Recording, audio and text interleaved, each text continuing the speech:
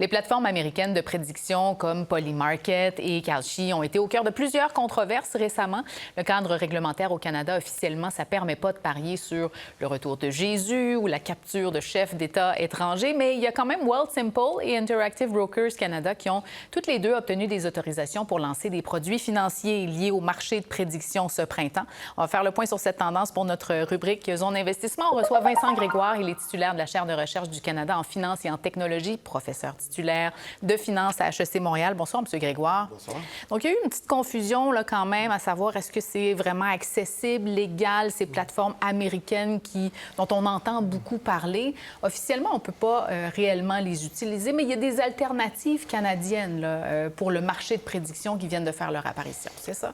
Oui, c'est ça. Là, il y a deux marchés qui ont été autorisés ou deux plateformes qui ont été autorisées là, au Canada. On ne sont pas encore actives. En fait, quoique Interactive Broker, c'est moins... en allant voir leur site web, je pense que c'est déjà ça commence. Mais c'est pas sûr qu'on entend parler dans les nouvelles présentement. Là, c'est surtout les plateformes de Kalshi et Polymarket. Polymarket qui est... En fait, il y a deux plateformes. Il y en a une qui est légale aux États-Unis, puis une qui n'est pas légale non plus aux États-Unis. C'est la grosse, là. Donc, c'est celle qu'on entend parler généralement. C'est celle qui est non autorisée. Que ce soit en Amérique du Nord, là, que ce soit au Canada ou aux États-Unis. Ils viennent de lancer leur plateforme américaine pour rivaliser Kalshi, où là, je pense que leur liste d'attente a été ouverte là, cette semaine. Là. OK. Bien, en tout cas, on sent que ça génère de l'intérêt, hein, les marchés de prédiction.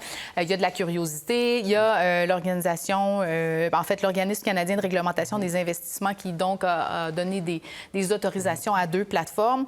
Qu'est-ce qu'on a le droit de faire? En fait, ça va jusqu'où, là, les autorisations qui ont été données? Parce qu'on ne peut pas parier sur n'importe quoi avec la réglementation canadienne. Non, c'est ça. Donc, au Canada, c'est vraiment des instruments qui doivent être liés à des indicateurs financiers ou au climat ou à l'environnement avec des durées au-dessus de 30 jours. Donc, c'est beaucoup plus restreint que ce qu'on voit sur les plateformes comme Kalshi, Polymarket, où il y a beaucoup les marchés les plus populaires, ça va être les paris sportifs ou les paris sur les élections, sur les événements géopolitiques. On n'a pas ça au Canada.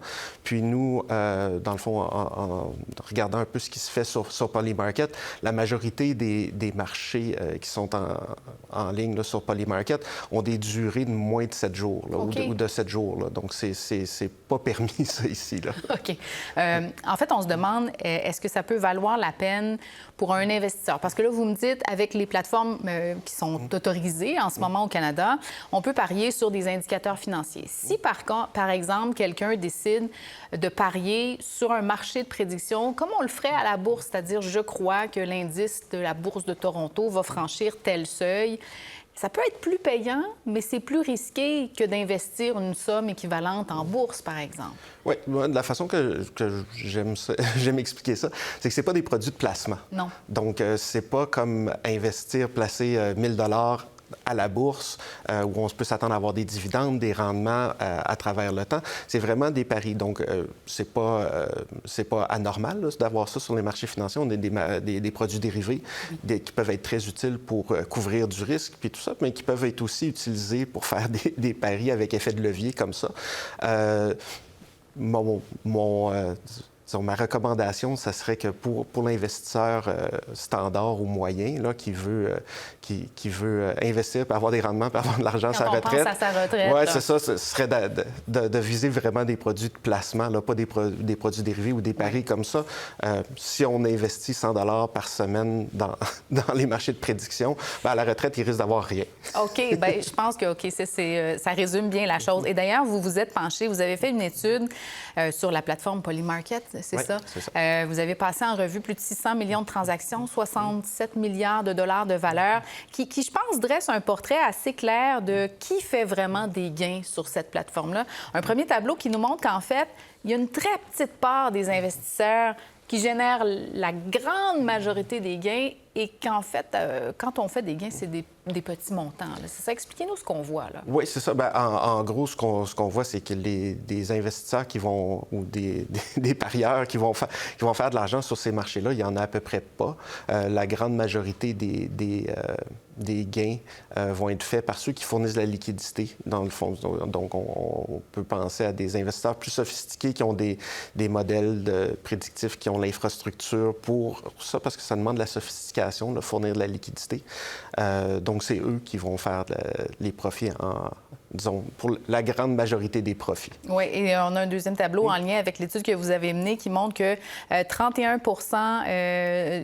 sont gagnants à peine pour des montants qui représentent à peu près 450 millions de dollars. C'est une analyse donc entre novembre 2022 et mars 2026. La proportion de perdants est beaucoup plus grande et les sommes perdues aussi sont plus importantes. Oui. Bien, en fait, il y a des sommes perdues, mais en fait, la vaste majorité des perdants perdent pas beaucoup parce que la plupart des utilisateurs là-dessus, sur cette plateforme-là, parient que des petits montants. Okay. Donc ça semble être assez limité. Mais il y en a qui vont avoir perdu des montants quand même assez importants. À savoir, c'est qui sont, on ne sait pas parce que tout est sur le blockchain. Donc... Oui, c'est très opaque, ouais. Évidemment. Bon, là, ce que je comprends quand je vous entends nous expliquer comment ça fonctionne, c'est que ça peut être un nouvel outil pour boursicoter, mais ça ne va pas s'infiltrer dans les stratégies de placement traditionnelles. Là. Non, puis même, je dirais, pour l'investisseur moyen, je qualifierais ça encore de marché de paris. Là. Un jeu, là. Oui, c'est ça, un jeu. Là. Okay. Disons, pour bien utiliser ça dans une stratégie de placement ou d'investissement, il faut avoir la sophistication nécessaire pour faire de la couverture de risque, des choses comme ça, mais c'est pas des outils pour disons, quand on fait juste les acheter pour le plaisir, ça reste un jeu, c'est des paris, mais c'est ça. Donc... Oui, parce qu'évidemment, ce sont des plateformes, et on en a parlé à plusieurs reprises, qui sont aux prises avec toutes sortes de controverses. Il y a des délits d'initiés qui ont été signalés aux États-Unis. On n'en est pas là avec les plateformes canadiennes. Il y a une certaine supervision qui, à votre sens, sera adéquate. On va surveiller de près comment ça évolue au Canada? Oui, bien, certainement, les catégories de marchés qui sont permises au Canada sont moins propices à ces problèmes-là. C'est sûr qu'aussi, les plateformes qui sont réglementées, déjà, sont moins propices aussi. Ouais. Polymarket, c'est sur le blockchain, la grosse plateforme, donc c'est plus difficile pour faire la supervision. Okay. Donc, là-dessus, c'est correct. Puis c'est bien aussi que c'est toujours de voir, est-ce qu'on veut que les gens aillent sur les plateformes comme Polymarket ou est-ce qu'on préfère les ramener puis offrir ces services-là sur des plateformes réglementées? C'est très intéressant. En tout cas, on va suivre l'émergence de ces marchés de prédiction au Canada. Monsieur Grégoire, merci beaucoup de nous avoir expliqué ça ce soir. Merci.